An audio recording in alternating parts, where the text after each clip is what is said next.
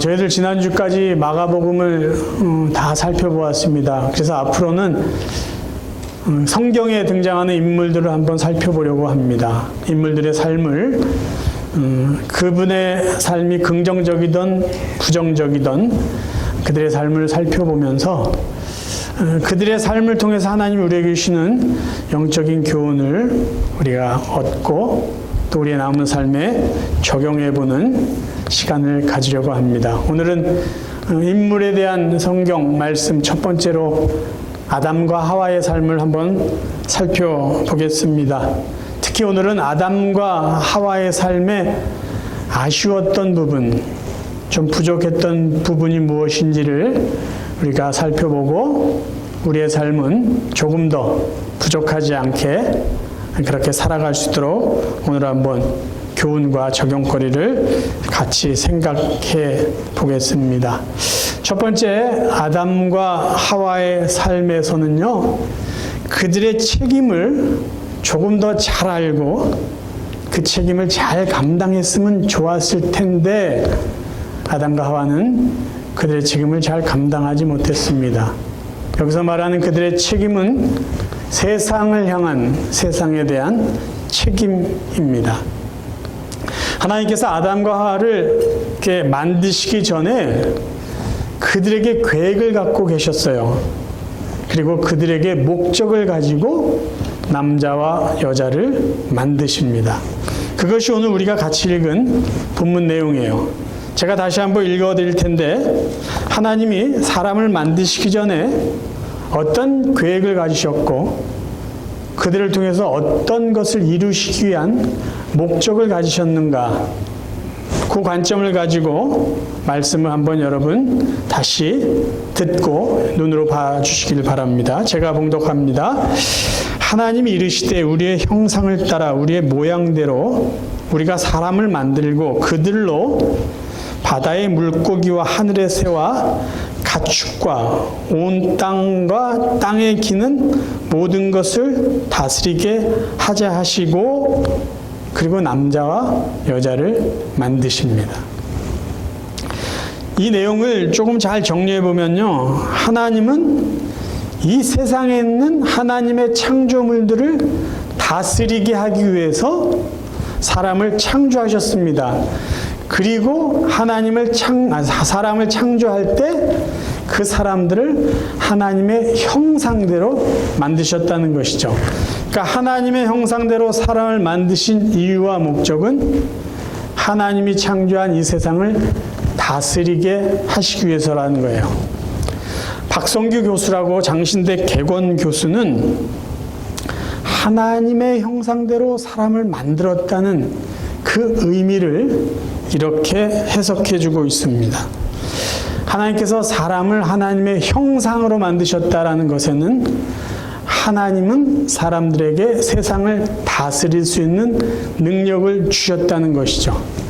그러니까 그냥 만드신 게 아니고 이 세상을 다스리는 능력을 주셔서 사람을 만드셨다는 거예요. 그러니까 창조에는 분명한 하나님의 목적이 있다는 것이에요. 그분은 이 다스리다라는 것을 이렇게 원어로 해석을 합니다. 다스리다라는 히브리는 라다라고 하는데 그 뜻은 경작하다라는 뜻이랍니다. 그래서 하나님이 인간에게 다스리는 능력을 주시고 세상을 다스리게 하신 것은 정확하게 표현하면 이 세상을 경작하라는 거예요. 근데 이 경작이라는 의미를 이 박 교수는 아브라함 카이프라는 유명한 신학자의 말을 빌어서 확대해서 해석해주고 있어요. 뭐냐? 먼저 아브라함 카이퍼가 한 말을 인용해서 들려드립니다. 다스리라는 것은 하나님께서 인간에게 주신 문화 사명이다. 그래서 이 박 교수가 하고자 하는 말은 뭐냐면요, 하나님이 인간에게 다스리는 능력을 주신 것은 이 세상을, 하나님 창조하신 세상을 경작하는데 어떻게 경작하느냐? 하나님의 문화를 만들어가라는 거예요. 그러니까 에덴 동산 안에 하나님의 분위기가 풍겨나고 하나님의 색깔이 묻어나고 하나님의 뜻이 드러나는 하나님의 문화의 공간으로 에덴 동산을 만들라고 하나님은 아담과 하와를 하나님의 형상으로 만드셨다라는 거예요. 조금 더 설명을 드리면 이 교수님이 하나님의 형상이라고 하는 이 형상의 의미를 또 설명해 줍니다. 원어는 이 형상이라는 단어가 첼렘인데 그 뜻은 외부 세계를 향해서 누구를 대리하다라는 뜻이랍니다. 그러니까 하나님의 형상으로 사람이 지음받았다라는 것을 이렇게 설명할 수 있어요. 하나님은 이 세상에 하나님의 대리자로 사람을 만드셔서 이 세상 안에 하나님의 문화를 만들어 가라 라는 것이죠. 하나님이 아담과 하와를 만드신 목적, 이 세상 안에 하나님의 문화의 공간을 만들어 가라는 거예요. 여러분, 하나님의 문화를 만든다고 한다면요, 당연히 들어가야 될, 포함되어야 될 핵심이 있어요. 그건 뭐냐면 하나님 뜻입니다. 하나님이 원하시는 것이 그 공간 안에 드러나야지, 묻어나야지만이 하나님의 나라가 만들어지고 하나님의 문화가 형성될 거 아니에요. 그런데 아담과 하와에게 아쉬웠던 것은요, 하나님의 뜻이 드러나는 그런 에덴 동산으로 만들어야 되는데 이 사람들이 사단의 속임수에 넘어가서 자기들의 욕심이 묻어나는 에덴 동산을 만들려고 했던 것이 그들의 실수였던 것이죠. 이것을 우리에게 한번 적용해 볼까요? 하나님이 왜 우리를 이 세상에 태어나게 하셨을까요? 그저 부모님이 사랑해서 우리가 이 세상에 내어 던져진 그런 생명체인가요? 그래서 그냥 살다가 우리에게 주어진 인생의 시간만큼 살다 죽으면 끝인 것이 우리의 인생인가요? 그렇지 않잖아요. 하나님은 우리에게 하나님의 형상을 가지고 이 세상에 하나님의 문화를 만들어 가려고 우리를 이 세상에 보내주시고 우리를 하나님의 백성으로 삼아주셨어요. 그러니까 우리가 이것을 기억한다면요, 이 문화의 사명을 기억한다면 우리가 이 세상에서 하나님의 백성으로 무엇을 어떻게 하면서 살아가야 될지 삶의 책임을 우리는 정확하게 알 수 있게 되는 것이에요. 우리가 이 세상에 존재한 이유는 단지 세월을 살아가는 것이 아니라 우리의 가정과 우리의 공동체, 우리가 발길을 머물고 사는 그곳에 하나님의 뜻이 드러나는 하나님의 문화, 그것을 만들어 가기 위해서입니다. 두 번째요, 아담과 하와의 삶에 부족했던 것은요, 그들은 자신들의 위치를 잘못 알고 있었어요. 이 위치는 하나님과의 관계에서의 자기 자리입니다. 아담과 하와는 피조물이에요. 하나님은 그러면 뭐죠? 하나님은 그들의 창조주이십니다. 그런데 아담과 하와의 실수는 뭐냐? 피조물인 주제에 창조자의 자리를 넘본 거예요. 자기 포지션, 자기 위치를 제대로 인식하지 못하고 감히 창조자의 자리를 엿보고 그 자리에 앉아보려는 어마어마한 실수를 저지른 겁니다. 사람들은 선악을 알게 하는 나무, 생명나무를 하나님께서 왜 만드셨을까? 이런 질문을 하면서 그래, 하나님은 인간에게 죄를 짓게 하기 위한 어떤 장치로 그 나무를 만들어서 결국은 죄를 짓게 하고 이제 그 죄인들을 하나님이 조종하기 위해서 나무를 만드신 거 아니냐, 이렇게 지나치게 너무 깊이 생각하는 분이 있어요. 근데 여러분, 하나님이 선악을 알게 한 나무, 생명나무를 왜 만드셨을까? 단순하게 정리하시기 원해요. 하나님이 그 나무를 만드시고 아담과 하와에게 먹지 말아라, 먹으면 죽는다라고 말씀하신 이유는요, 하나님과 인간의 관계, 그 위치가 무엇인지를 상징적으로 보여주신 거예요. 쉽게 말하면 나는 창조주야, 너희는 피조물이야. 그러니까 너희들은 내 말을 들어야 돼. 그런데 아담과 하와는 이 자리, 위치를 제대로 몰랐어요. 자기가 있으면 안 되는 자리에 가려고 했어요.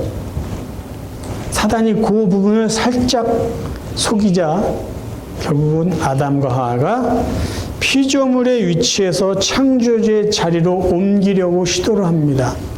그게 바로 죄죠. 우리가 잘 아는 창세기 3장 4절 5절 말씀을 읽어드립니다. 뱀이 여자에게 이르되 너희가 결코 죽지 아니하리라.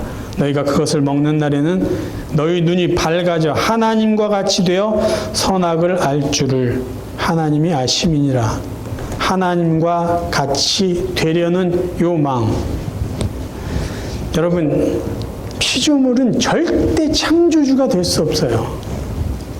절대 될 수 없어요.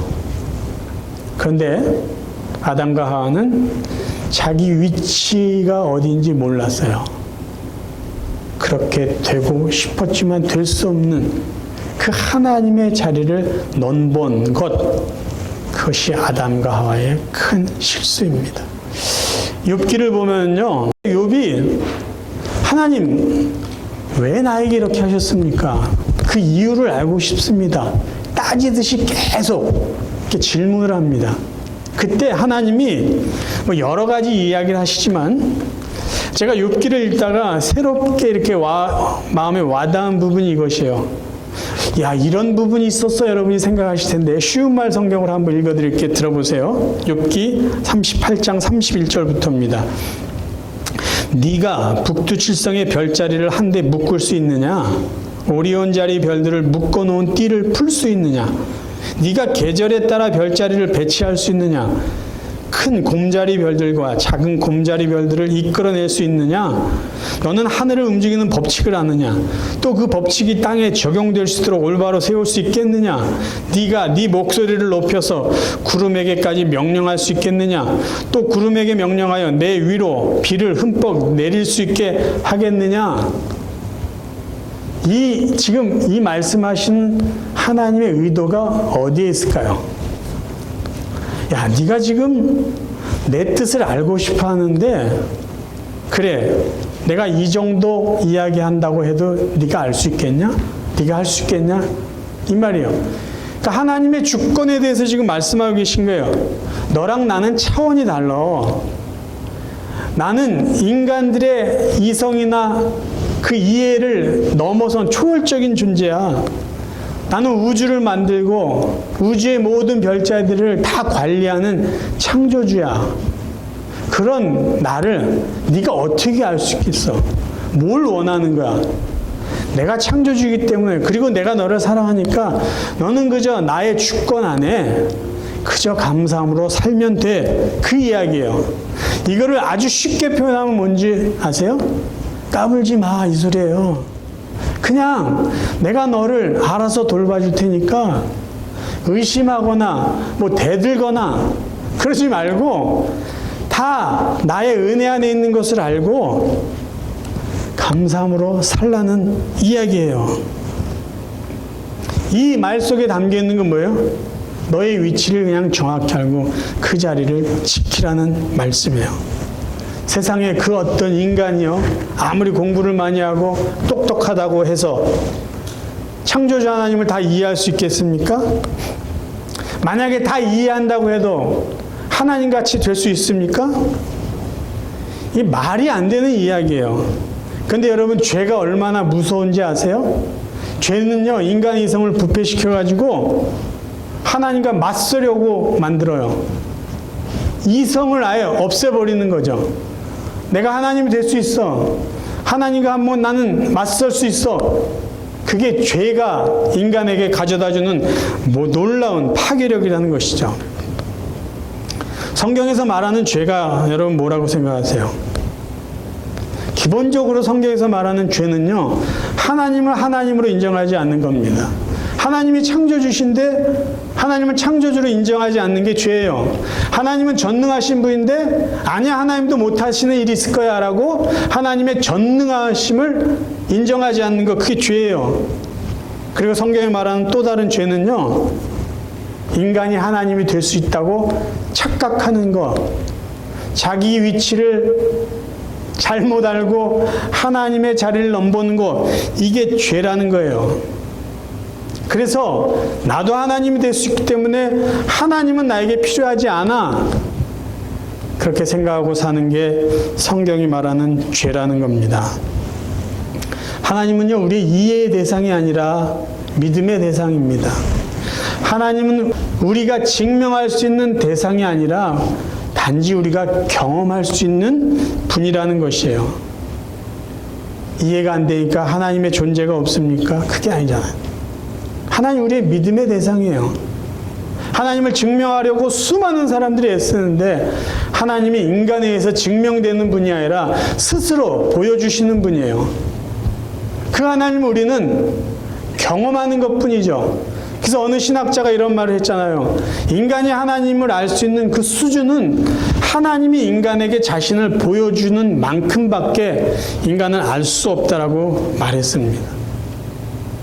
그러니까 인간은요, 하나님 앞에서 철저히 겸손해야 되는 존재라는 거예요. 인간이 하나님 앞에서 정말 겸손하고 그 놀랍고 위대한 전능하신 하나님을 의지하며 살 수 있는 가장 기본적인 자세는 뭐냐? 하나님은 창조주이십니다. 저는 하나님이 지으신 연약한 존재입니다 라는 것을 인식하는 것밖에 없어요. 그러니까 인간의 자리를 정확하게 알 때 우리 하나님을 제대로 섬기고 하나님을 제대로 예배하고 하나님을 바르게 의지하며 살 수 있게 된다라는 말씀입니다.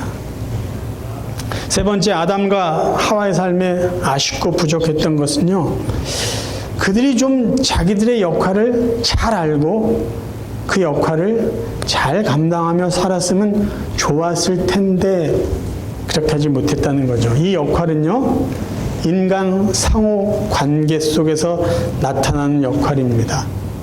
그러니까 아담과 하와의 관점으로 본다면 남편으로 아내로서의 역할을 잘 못했다라는 것이죠. 하나님께서 여자를 만드신 이유는 남자를 돕기 위해서입니다.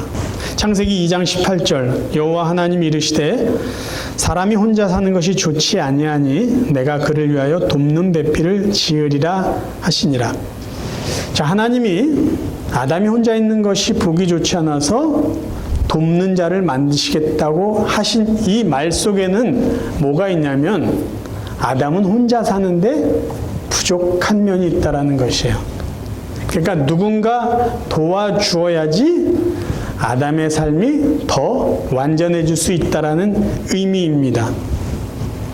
이 말을 우리가 좀 더 크게 보면요, 모든 인간은요 완벽하지 않다라는 거죠. 누군가의 도움이 필요할 수밖에 없이 부족하게 태어난 존재가 인간이다라는 말씀이에요. 그래서 인간은요, 하나님도 필요하지만 사람도 필요해요. 왜? 인간 혼자 완벽하게 모든 것을 다 할 수 없기 때문에 도움이 필요한 존재가 인간이에요. 이 창세기 2장 18절 말씀,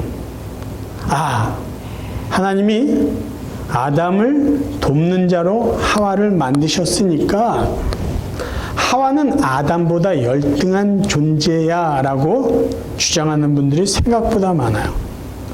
남자가 여자보다 우월하다. 왜? 하나님은 남자를 돕는 자로 만드셨기 때문에 당연히 여자는 남자보다 열등하다라는 논리로 이야기를 하죠.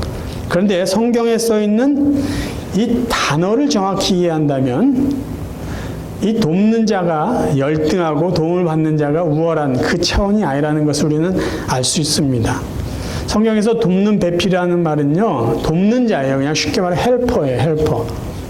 이 단어는 에제르라는 단어입니다.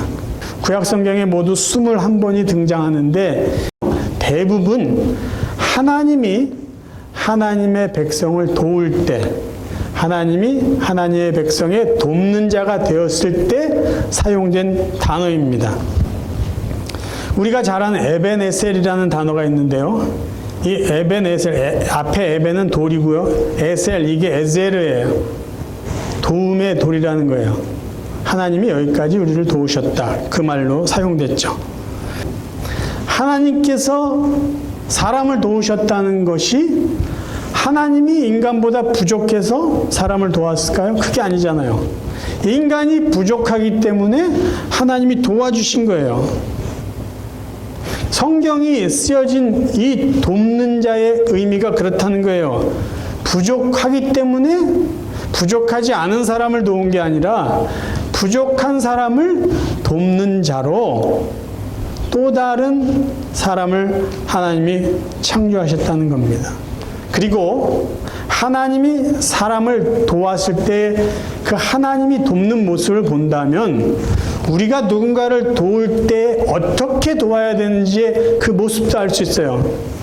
하나님이 사람을 도울 때요, 부족하거나 연약한 것을 보고요, 지적하고 책망하고 징계하는 모습으로 돕지 않았어요. 그 부족한 것을 하나님이 채워주시고 잘할 수 있도록 말 그대로 도와준 거예요. 혹시 우리들은 누군가를 돕는다고 할 때 그 잘못된 부분을 우리는 지적해주고 있지는 않은가요? 교정해 주려고 하고 있지는 않을까요? 근데 정말 돕는다는 건요, 그 부족한 것을 채워주고 더 잘할 수 있도록 말 그대로 도와주는 겁니다. 여러분, 돕는다는 것은 부족함의 의미가 아니라 성숙함이라는 것을 저희들은 알 수 있어요. 우리 주위에서 도움만 받는 사람이 있다면 누가 그 사람 보고 성숙한 사람이라고 말하겠어요? 오히려 도와주는 사람이 성숙한 사람입니다. 우리 주위를 한번 둘러볼까요? 남자들끼리만 봐도요, 남자들이 모인 공동체를 봐도 어떤 사람은요, 참 이 부분에서 잘하는 사람이 있어요. 근데 그 사람조차도 어떤 면에는 부족한 것이 있습니다. 정말 재주가 많다는 사람이라 할지라도 부족한 것이 한두 개는 있어요. 남자, 여자 이야기를 안 하더라도 마찬가지예요. 그럼 남자를 봤을 때 남자가 여자보다 다 잘한다고 하지만 여자보다 못하는 것이 있어요. 여자들이 남자보다 다 낫다고 이야기하는 사람도 있지만 여자가 남자보다 부족한 부분도 있어요. 왜 그렇게 그냥 하나님은 내버려 두셨을까요? 도우라고요. 서로 도우라고.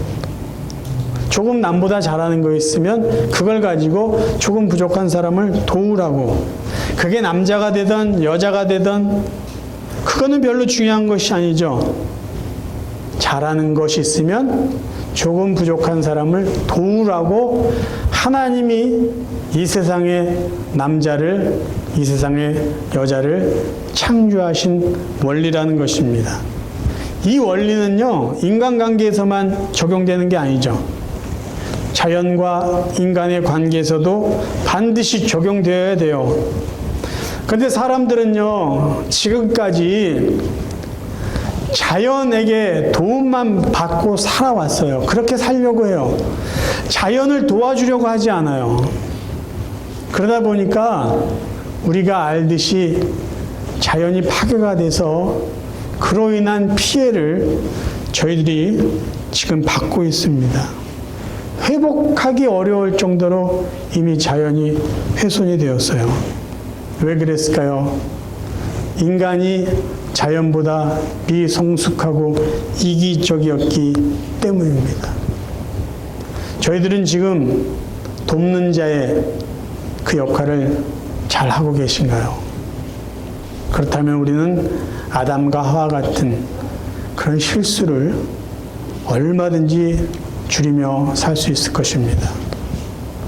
마지막으로 아담과 하와의 삶에 아쉬웠던 부분은요, 그들 자신의 잘못을 빨리 인정하지 않았다라는 것이에요. 이 말은요, 자기 자신에게도 해당이 되고 상대방에게도 해당이 되고 하나님께도 해당되는 말씀입니다. 저는 이 말씀을 준비하면서 그저 전에부터 익히 알던 내용을 다시 읽으면서 갑자기 든 생각이 그거예요. 만약에 아담과 하와가 이 뱀에게 속았구나, 아, 내가 하나님의 자리를 넘봤구나, 내가 실수했구나라는 것을 빨리 깨닫고 빨리 그 잘못을 하나님께 인정했다면 이 사태가 이렇게 커지지 않았을 거 아니에요. 에덴 동산에서 쫓겨나지도 않았고요, 그의 후손들이 원죄라는 것을 갖고 태어나지도 않았을 거 아니에요. 빨리 인정을 했으면, 빨리 죄송하다고 하나님 앞에 회개했으면 그 일이 일어나지 않았을 텐데라는 생각을 했어요. 제가 창세기 3장 8절부터 읽어드릴 테니까요, 아담과 하와가 선악을 알게 하는 나무 열매를 따 먹은 다음에 어떤 행동을 했는지 여러분 정리해 보시길 바랍니다. 창세기 3장 8절입니다. 그들이 그날 바람이 불 때 동산에 거니시는 여호와 하나님의 소리를 듣고 아담과 그의 아내가 여호와 하나님의 낯을 피하여 동산 나무 사이에 숨은지라. 여호와 하나님이 아담을 부르시며 그에게 이르시되 네가 어디 있느냐. 이르되 내가 동산에서 하나님 소리를 듣고 내가 벗었으므로 두려워하여 숨었나이다. 이르시되 누가 너의 벗었음을 내게 알렸느냐. 내가 너에게 먹지 말라 명한 그 나무 열매를 네가 먹었느냐. 아담이 이르되 하나님이 주셔서 나와 함께 있게 하신 여자 그가 그 나무 열매를 내게 주므로 내가 먹었나이다. 여호와 하나님이 여자에게 이르시되 네가 어찌하여 이렇게 하였느냐. 여자가 이르되 뱀이 나를 꿰므로 내가 먹었나이다. 자, 그들이 분명 잘못했어요. 그걸 우리가 어떻게 하냐면 그들이 나뭇가지로 옷을 입었다는 걸 보면 뭔가 이게 잘못됐다는 것을 그들이 알았어요. 근데 그들이 한 일은요, 일단 숨는 것이에요. 하나님 그걸 모르시겠어요? 그래서 아담아 부르시죠. 네가 어디 있느냐. 이 말은요, 마치 숨바꼭질하듯이 아담이 없어서 찾는, 그래서 묻는 질문이 아니다라는 것은 누구나 알 수 있어요. 너 지금 뭐하고 있냐, 그 말 아니에요. 너 무슨 짓 했냐. 그럼 그때라도 정신을 차려서 잘못했습니다 이러면 되는데 딴소리를 합니다. 딴소리. 우리가 벗었는데 이게 참 부끄러워서 지금 이렇게 하나님 이렇게 눈에 안 띄려고 잠깐 숨어 있습니다. 그러니까 하나님이 정확하게 질문하세요. 왜 나무 열매를 먹었냐라고 하죠. 그랬더니 핑계를 댑니다. 하나님이 만들어준 저 여자 때문이에요. 그 하와에게 물으니까 하나님 만든 뱀 때문입니다. 그럼 이게 결국 넘어가서 누구 탓하는 거예요? 저는 원래 이러려고 하지 않았는데요. 하나님이 이렇게 만든, 그렇게 됐으니까 이게 하나님께도 좀 책임 있는 것 같습니다. 이 말 아니에요. 아담과 하와가 선악과 열매 따먹은 거 부끄럽지만 잘못했습니다. 하나님이 어떻게 해야 됩니까? 라고 했다면 그들은 하나님의 낯을 피해서 도망가지도 않았을 거고요. 그들이 하나님의 용서를 구했다면 그들은 에덴 동산에 쫓겨나지도 않았을 거예요. 고생스럽게 노동하지도 않았을 거고 애쓰고 고생하면서 애를 낳지도 않았을 거예요. 정말 하나님이 주신 그 창조의 기쁨을 누리고 하나님의 세상에 하나님 문화를 만들며 정말 천국을 이루어가면서 살았을 거예요. 근데 곧바로 인정하지 않은 게 이렇게 커진 거예요. 서로의 잘못을 인정했다면 서로를 탓하지 않았을 거 아니에요. 너 때문이야. 무슨 소리야. 당신도 그렇게 하고 싶어서 했잖아. 서로의 잘못을 빨리 인정하고 시인했다면 서로를 지배하고 다스리려고 그렇게 하지 않았을 거예요. 여러분, 회개가 빠르면 빠를수록 용서도 빠르고 하나님의 은혜도 빠르게 옵니다. 부부관계도요, 서로의 잘못을 빨리 인정하면 할수록 관계 회복은 그만큼 빨라지는 거예요. 문제가 더 악화되지 않는 거예요. 어색한 것 때문에 중요한 걸 놓치다 보면요, 문제가 아닌 문제가 악화돼요. 우리의 잘못 하나님 앞에 곧바로 인정하고 시인하면 하나님이 우리에게 매를 드십니까? 우리를 징계하십니까? 예? 우리를 이렇게 때리십니까? 회복해 주시잖아요. 용서해 주시잖아요. 다시 그 자리에서 하나님이 은혜 주시고 그렇게 살도록 하시잖아요. 인간관계도 다를 바가 없습니다. 아담과 하와의 삶에 아쉬웠던 것은요, 잘못한 것보다도 그 잘못을 빨리 인정하지 않은 것에 있었다라는 말씀입니다. 말씀을 정리하겠습니다. 저희 모두는요, 이 세상에 그냥 태어난 존재가 아니에요. 하나님께서 목적을 가지시고 하나님의 형상으로 지음받아 이 세상에 존재하게 된 정말로 소중한 사람들이에요. 하나님은 우리를 이 세상에 하나님을 대리하는 대리자로 보내셨습니다. 무엇을 하라고요? 이 세상을 다스리라고. 어떻게 해요? 우리의 가정에 하나님의 문화 공간을 만들라고. 이 세상에, 우리의 직장에, 우리가 머무는 공동체 안에 하나님의 색깔이 드러나는 하나님의 문화를 만들라고 우리를 하나님의 형상으로 지으시고 이 세상에 보내셨다라는 거예요.